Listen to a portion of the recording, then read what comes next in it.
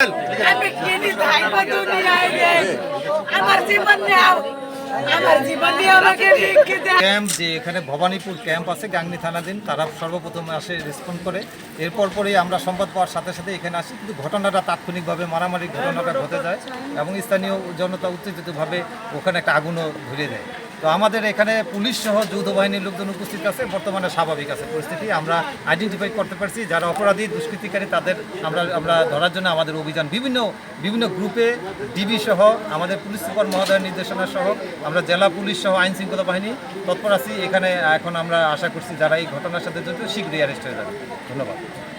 বলছে শালা তুললি যাতে হয়নি জ্ঞানদাম দি দোকানের মালিক এসে বলছে দেখি জ্ঞানদাম করা যাবে না দিকে যা দি দোকানের মালিকও তুললি আছে দি দোকানের মালিকের মাথাটা ফাটি দিয়েছে দি দোকান লুটপাট শুরু হয়ে গেছে। না জ্ঞানদাম হলো মিলন মেম্বারের দোকান নেই, মিলন মেম্বারের দোকান হলো এটা মিলন মেম্বারের বাড়ি।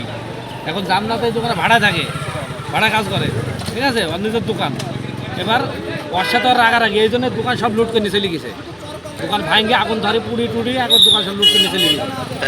এটা কারা করেছে? তারা সরকার বললো এরা কোন দল করে? 1-1.5 লোক দলীয় ভাবে কোন দলে? 3-4 জন আগে নাম সবাই কি চিনি কিন্তু নাম তো জানি না আমি। মানে দলীয় ভাবে কোন দলের সাথে সম্পৃক্ত? ওরা সব বিএমপি লোক, আর যাদের সাথে ঘটনা বিএমপি ঘটেছে সবই আছে। এরা কারা, মানে যে মিলন মেম্বার কোন দল? মিলন মেম্বার হলো সরকারের আওয়ামী লীগের লোক, এর উপর রাগ আছে। ওর সরকারের লোকের রাগ আছে এর উপরে, ঠিক আছে।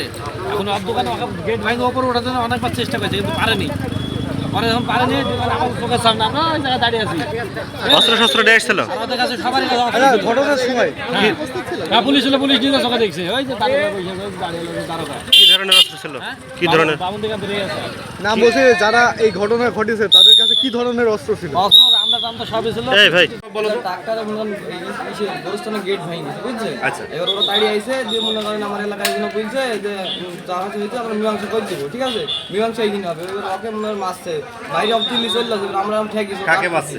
ওই আমার এলাকার হাকিম মামু বলছে যে আমার এলাকায় সালিশ করে দিয়েছি, ওই জন্য মনে করেন ওকে মারি তুলে দিয়েছে। আমরা ওকে নিদার দিইনি, আটকেছি, এই হচ্ছে আমাদের দোষ। সরকারি নামে দোষ দেওয়া। পরে ওরে মতন মনে করেন ওরা সালিশ করবে, বুঝছেন? ওই জন্য ওরা নিজার দেওয়া হয়নি, ওই জন্য মনে হয় আমরা ঠেকেছি। ওই জন্য আমার বসকে মারিছে, মারি মাথা টাথা ফাটিয়ে দিতে, ঘর মানে আগুন ধরে দিতে, মশলা যা ছিল সব আগুন ধরে দিছে। বসের নাম কি? জান্নাত। আমার বসে মারি মাথা ফাটিয়ে দিয়েছে, তো কোথায় আছে এখন? হসপিটালে আছে। ওদের কাছে পিস্তাকি পিস্তল মেয়ে বহুত সব বাইন্দি নিয়ে আইছে, সব বাইন্দি নিয়ে আইছে। বাস মানে বহুত কিছু ওদের সব মনে করেন যুক্তি করে সব বাইন্দি নিয়ে আইছে। ঘর মা সব আগুন ধরে দিল, আমরা পানি নিয়েছি, নিজের জন্য পানি নিয়েছি, আগুন লিয়ে আইলাম। ড্রাইভার আইসি গাড়িটা টাকাটা নিয়ে এসে এখানে ব্যাক মারি ঘুরা দিয়েছে।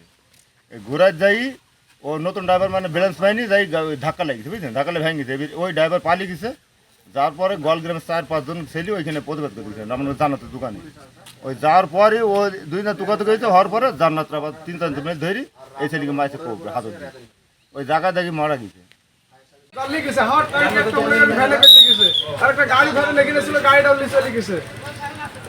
গাড়ি খোলা দেন, আমরা কাজ করতে করতে মনে করেন সে গাড়িটা নিয়ে চলে গেছে।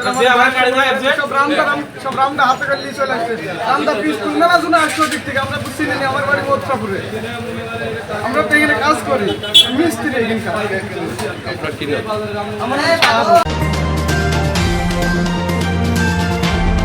MTV অনলাইন, সত্যের পথে মোরা।